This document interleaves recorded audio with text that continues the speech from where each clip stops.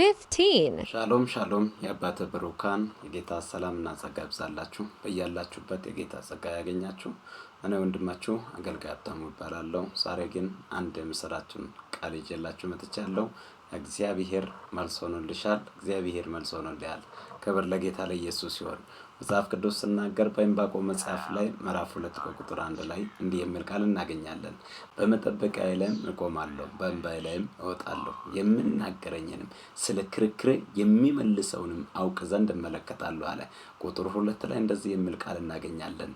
እግዚአብሔርም መለሰልኝ እንዲህም አለኝ፣ አንባቢው ይፈጥን ዘንድ ራእዩንም ጻፍ፣ በጽላት ላይም ግለጠው አለ። ክብር ለኢየሱስ ይሁን።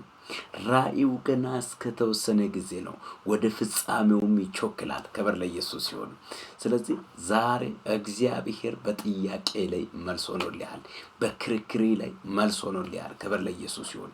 ስለዚህ እግዚአብሔር መልስ የሆነለት ሰው ምን ይሆናል? በደስታ ይቆማል፣ በምስጋና ይቆማል። ክብር ለኢየሱስ ይሁን እና ይህን እየተናገርኩት ዛሬ እግዚአብሔር ረድቶኝ አንድ የምስራችሁን ስለሰማው ነው ወደ እናንተ ይዤላችሁ የመጣሁት።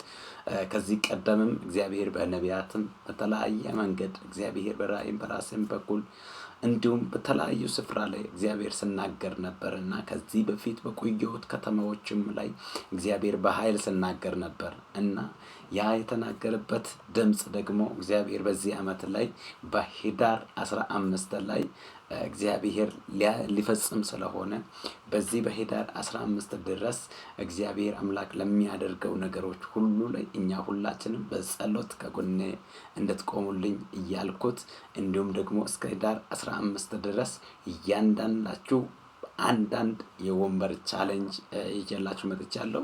ስለዚህ አንድ ወንበር በማግዛት እግዚአብሔርን ቤት እንሰራለን ማለት ነው። ጌታ ኢየሱስ ዘመናችሁን ህይወታችሁን ፈጽሞ ይባርክ።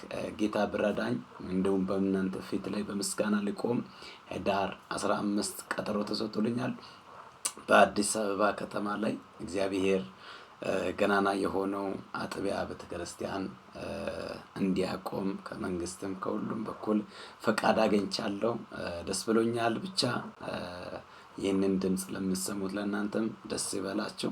የእግዚአብሔር ጉብኝት ዓለም አቀፍ ቤተክርስቲያን በአዲስ አበባ የመጀመሪያ አጥቢያ ሊቆም ነው። እግዚአብሔር አምላክ እየረዳኝ ነው። እግዚአብሔር እያገዘኝ ነው። አሁንም ከጎኔ እንድትቆሙልኝ በጌታ ፍቅር ጠይቃችኋለሁ። ጌታ ኢየሱስ ዘመናችሁን ህይወታችሁን ፈጽሞ ይባርክ። በነገር ሁሉ ተባረኩ። እንዲሁም ደግሞ በአዲስ አበባ ከተማ ውስጥ ላይ የሚያስተዳድሩ በመንፈሳዊም በመንግስታዊም እንዲሁም የምትመሩ መሪዎችን እግዚአብሔር ዘመናችሁን ይባርክ፣ ህይወታችሁን ይባርክ። በነገር ሁሉ ተባረኩ።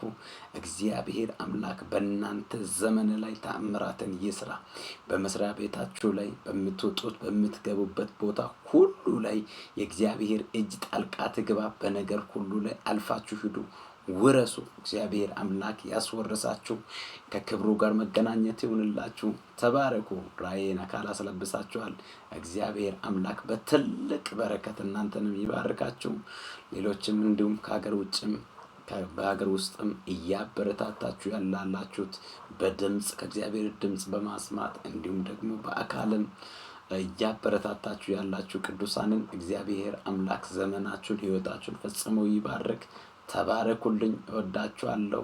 ሻሎም